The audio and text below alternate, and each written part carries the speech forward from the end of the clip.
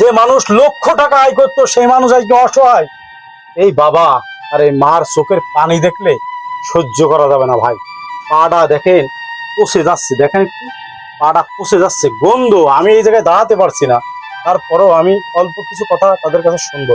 আগো, আপনার স্বামীর কি হয়েছে? আমার স্বামীর পায়ে ঘা হইলো ছোট ছোট, আগে প্রথম হয়ে সেগুলো সেদিকে তখন বড় ঘা চিকিৎসার কি হয়েছে। অবস্থা?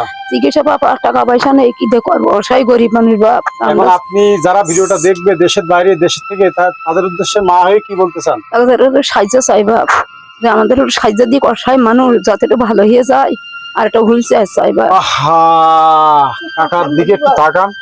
তাদের বাবা নেই, এই বাবারটার দিকে একটু তাকান। তাদের মা নেই, এই মার দিকে একটু তাকান। হ্যাঁ প্লিজ, প্রচুর পরিমাণ শেয়ার চাই ভিডিওটা, এমন সহৃদয়বান ব্যক্তিদের কাছে পৌঁছাবে এই মানুষটার চিকিৎসা করলে ভালো হবে। 24 ঘন্টা এর মধ্যে শুয়ে থাকে।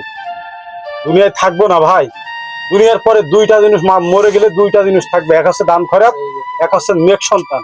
সন্তান মানুষ হলেও হতে পারে, নাও হতে পারে, কিন্তু দানের টাকা আল্লাহর কাছে কবুল হবেই। এই মানুষের দান করলে বিফলে যাবে না। আসুন আমরা কবরের জন্য অন্তত ভালো ভালো কাজ করে অনন্তকালে শান্তিতে থাকার ফয়সালা করি।